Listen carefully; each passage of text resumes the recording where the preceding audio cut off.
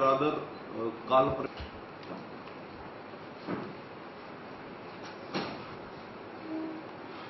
आहे असं मिळून आपण एकूण 81 कारवाया केलेल्या आहेत.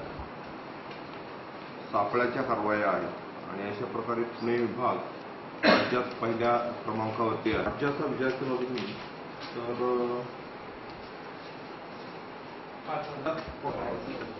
कोल्हापूरच्या तक्रारीवरून आम्ही डायरेक्ट तक्रारदाराशी संपर्क करतो. पण पाहिजे त्या प्रमाणात वाढलेलं नाही. पण गेल्या वर्षीच्या तुलनेत त्याचा जुन्या सगळ्या केसेस ज्या आहेत पेंडन्सी ती काढण्याचं ड्राईव्ह सुरू आहे. जुन्या केस काही वेळेला तक्रारदार मिळत नाही.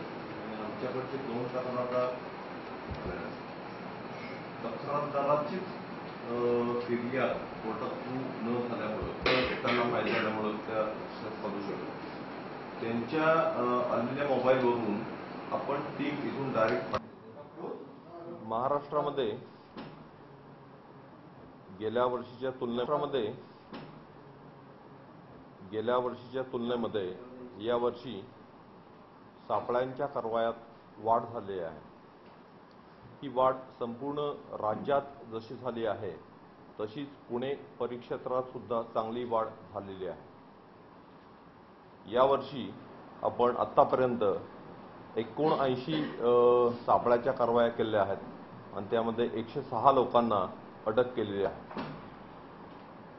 2 इतर सुद्धा आपण गुन्हे दाखल करून 81 गुन्हे एकंदर दाखल केलेले आहेत आणि अशा प्रकारे पुणे परिक्षेत्र हे महाराष्ट्रामध्ये अँटी करप्शनच्या कारवाया करण्यात आघाडीवरती आहे.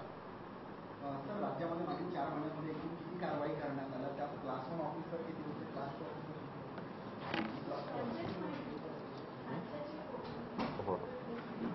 ती मला वाटतं आमच्या डीजी साहेबांनी पण दिले म्हणून मी जास्त बोललो नाही. एनी हो मी सांगतो. क्लास 1 क्लास 2 हे करू.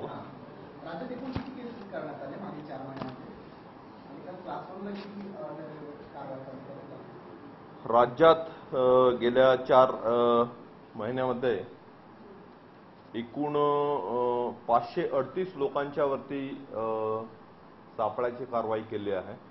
त्यामध्ये 27 क्लास 1 अधिकारी आहेत आणि 60 क्लास 2 अधिकारी आहेत.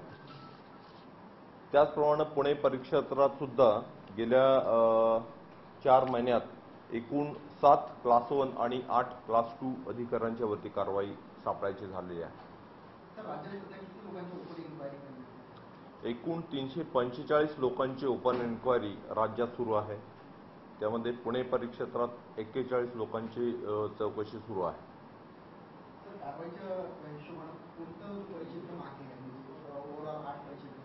8 परिक्षेत्रांचा विचार केला तर पुणे सध्या आघाडीवरती आहे आणि तुलनेनं